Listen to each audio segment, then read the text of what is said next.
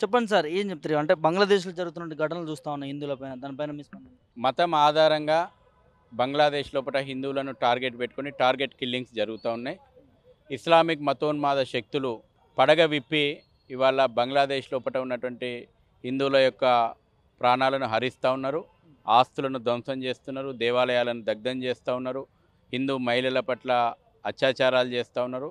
ఇంత జరుగుతున్న సమయం లోపట ప్రపంచంలో ఉన్నటువంటి ప్రజాస్వామ్య శక్తులు మౌనంగా ఉండడం మంచిది కాదు. నోరు విప్పాలే.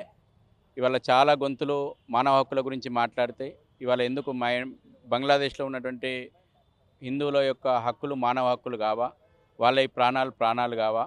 ఇవాళ మైనార్టీ హక్కుల గురించి చాలా దేశాలు ఇవాళ బంగ్లాదేశ్లో ఉన్నటువంటి మైనార్టీలు అంటే హిందువులు కదా, వాళ్ళ యొక్క మీద దాడులు జరుగుతుంటే ఇవాళ ఎందుకు స్పందిస్తలేరు అనేటువంటి విషయము మేము అందరి ముందు ఈ ప్రశ్న పెడుతున్నాము.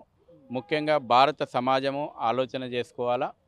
భారత ప్రజానికం ఈ కష్టకాలం లోపట బంగ్లాదేశీ హిందువుల పక్షాన నిలబడాల్సినటువంటి అవసరం ఉంది.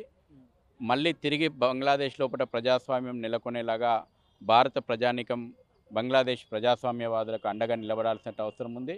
అందుకే ప్రభుత్వం కూడా షేక్ హసీనాను ఇక్కడ తాత్కాలికంగా ఆశ్రయం ఇచ్చింది.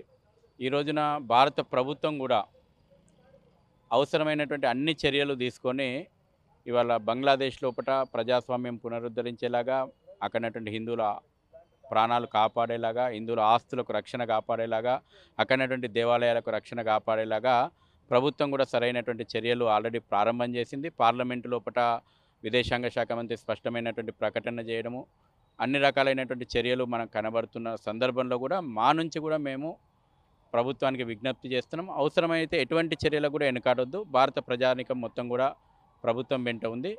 బంగ్లాదేశ్‌లో మన తోటి హిందువులను కాపాడుకోవాల్సిన బాధ్యత ఇవాళ ఎందుకు మనందరిది. మూకుమ్మడిగా హిందువులపైనే దాడి జరుగుతా ఉంది? దీని వెనక ఏముందనుకోవచ్చు? ఇస్లామిక్ మతోన్మాద ఎజెండా ఉంది. రిజర్వేషన్ల పేరు మీదన స్థా సా ప్రారంభమైనటువంటి ఉద్యమం లోపట మతోన్మాద శక్తులు ప్రవేశించి ఇవాళ దాన్ని యాంటీ ఇండియా ఉద్యమంగా, యాంటీ ఇజ్రాయెల్ ఉద్యమంగా మార్చిండ్రు. షేక్ హసీనా ప్రభుత్వం ఉన్నప్పటి వరకు ఆ ఉద్యమం anti India, anti Hindu, anti Israel ఉద్యమంగా ముందుకు పోయింది. షేక్ హసీనా ఎప్పుడైతే దేశం వదిలి బయటికి రావాల్సి వచ్చిందో వెంటనే దాన్ని యాంటీ హిందూ ఎజెండాగా మార్చి ఆ దేశంలో ఉన్నటువంటి హిందువులను ఊచకుత్తగోస్తూ ఉన్నారు.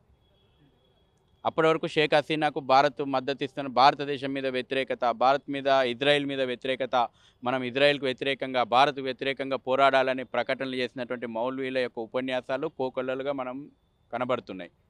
ఒకసారి అక్కడ ప్రజాస్వామ్య ప్రభుత్వం కుప్పగూల్చిన తర్వాత అక్కడ మిలిటరీ పాలనలోకి రాగానే దాన్ని యాంటీ హిందూ ఎజెండాగా మార్చేసేసి అక్కడ ఉన్నటువంటి చిట్ట చివరి హిందూ రక్తం కూడా మేము పారిస్తాము, కాఫీలను వదిలిపెట్టము అనేటువంటి ఉపన్యాసాలు అక్కడ వినబడుతూ ఉన్నాయి.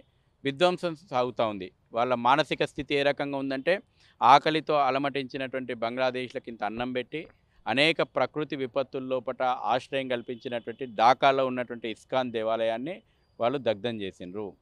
దాన్ని బట్టి వాళ్ళ మానసిక స్థితి ఏ రకమైనటువంటి మతోన్మాద భావజాలం ఉందో అర్థమవుతుంది.